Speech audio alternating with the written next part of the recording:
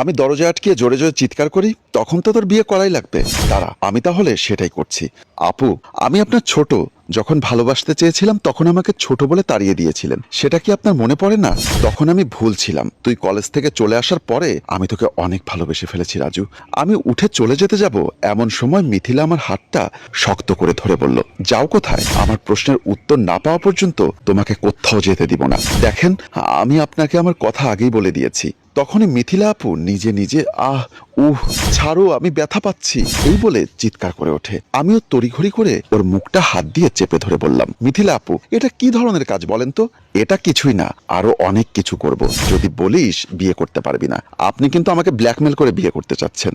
যত এটা করেন না কেন, আপনি কোনোদিনও কিন্তু স্বামীর অধিকার পাবেন না। বরটা যখন আমার অধিকার পাবো কি পাবো না সেটা বুঝে নিব।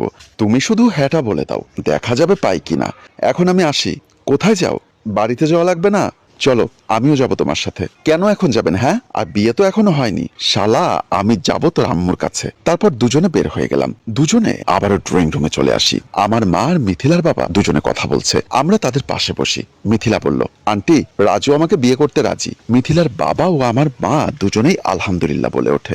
মা বলল, তাহলে সামনের মাসে বিয়েটা হচ্ছে। বাবা বলল, ঠিক আছে বিয়ান, বন্ধু থেকে আমরা বিয়ান হতে যাচ্ছি তাহলে। মিথিলা মিষ্টি মিষ্টি হাসছে, আর আমি ওর দিকে চেয়ে আছি। বিরক্ত লাগছে বেশ। বাবা বলল, মিথিলা, যা মা, ওদের জন্য চা করে নিয়ে আয়। তারা, তুইও যা।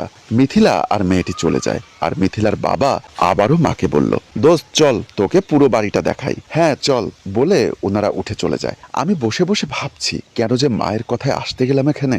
সে ভাবছে একটু আগের কথা। আমি বেলকনিতে একপাশে দাঁড়িয়ে আছি আর গান শুনছি। এমন সময় মা এসে বলল, আবির, আজকে তোর জন্য মেয়ে দেখতে যাব, যাবি তুই?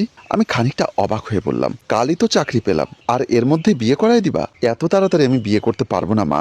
আমি একা একা বাড়িতে কাজ সামলাতে পারি না, আর আমার বাড়িতে একা একা থাকতে ভালো লাগে না। আমি বিয়ে করব না। দেখ, আমি যেটা বলেছি সেটা যেন হয়। সেটা না হলে আমি বাড়ি থেকে নেমে যাব কিন্তু। মা, তুমি আমাকে বিয়ে দেওয়ার জন্য এমন উঠে পড়ে লেগেছো কেন? আমি আমার কথা বলে দিয়েছি, আমার আর কিছুই বলার নেই। এটা বলে মা চলে গেল। আমি আম্মুর দিকে হা করে তাকিয়ে আছি। দূর, কেন যে চাকরি পেলাম। চাকরি না পেলে মনে হয় বিয়ে করা লাগতো না। কি আর করার। আমিও বাসায় ঢুকে গেলাম। আমি মায়ের সাথে মেয়ে দেখতে মেয়ের বাড়িতে গেলাম। আমি, মা ও মেয়ের বাবা সোফায় বসা। মা বলল, তো তোর কি অবস্থা বাবু?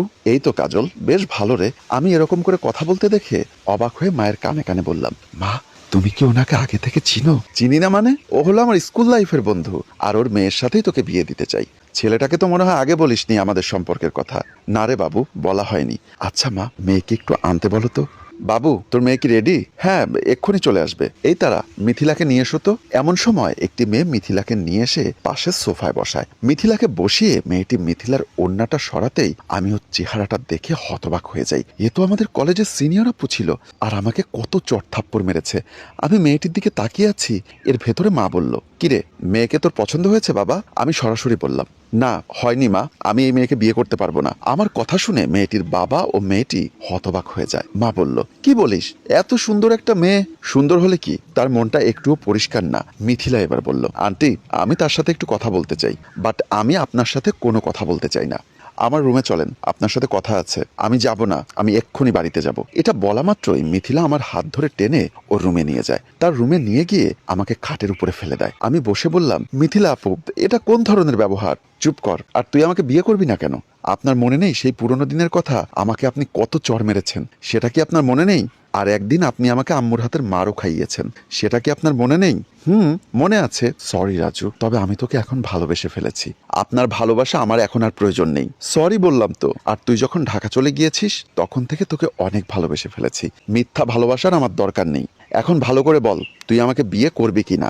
সরি, আমি আপনাকে বিয়ে করতে পারবো না। তারপর আপনারা সব জানেন। জানিয়ে এসে মিথিলা আমাকে দেয়। আমার পাশে বসে আমার গা ঘেঁষতে থাকে। আমি সরে গেলে সেও আরো সরে আসে। এমন সময় আমার মা আর ওর বাবা আসতেই মিথিলা সরে যায়। মা এসে বলল, তাহলে বন্ধু, আমরা আসি। ওই কথাই রইল। ঠিক আছে, তাহলে যা, পৌঁছে কল দিস।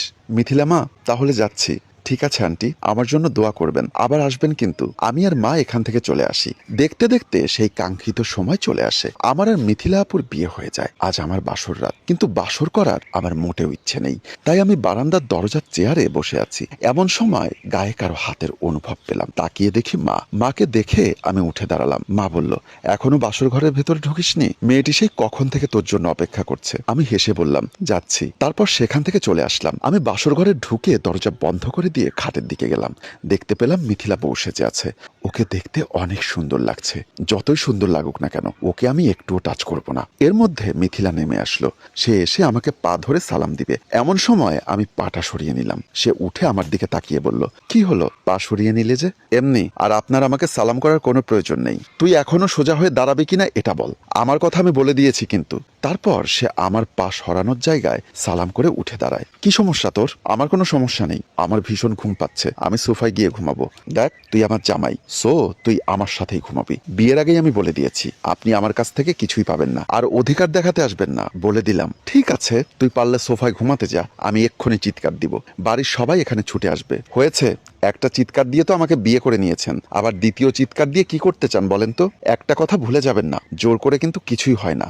হয় কি হয় না দেখবি তুই। এই বলে মিথিলা আমাকে জোর করে চুমু দিতে লাগলো, আর আমি মা মা বলে চিৎকার দিয়ে যাচ্ছি। চিৎকার শুনে মা দৌড়ে এসে দরজায় টোকা দিতে লাগলো, আর মিথিলা মিষ্টি মিষ্টি হেসে আমাকে চুপ করিয়ে দিল। কানে কানে বলল, আমি কি বলবো মাকে? না প্লিজ। তাহলে আমি যা বলবো তাই শুনতে হবে। বল রাজি? হ্যাঁ হ্যাঁ, আমি রাজি। তাহলে আমার কপালে সুন্দর করে একটা গিফট করে দে। আমি আর কোনো উপায় না পেয়ে মিথিলার কপালে একটা ছোট্ট করে চুমু দিলাম। আর এখানে জোর করে ভালোবাসা ছিনিয়ে নেওয়ার মাধ্যমে আমাদের গল্প এখানেই শেষ হয়। সম্মানিত ভিউয়ার্স, হালকা হালকা খুনসুটি থেকে প্রেম, আর তার থেকে ভালোবাসা, ভালোবাসা থেকে বিয়ে। জীবনটা কতই সুন্দর, তাই না? পূর্ণতা পাক সকল ভালোবাসা। গল্প ভাবনায় হাশেম রাজু, পরিচালনায় রেজাউল কবির চৌধুরী ও প্রযোজনায় FA নয়ন চৌধুরী। গল্পটি ভালো লাগলে লাইক, কমেন্ট এবং শেয়ার করে অন্যদের দেখার সুযোগ করে দিন। ধন্যবাদ।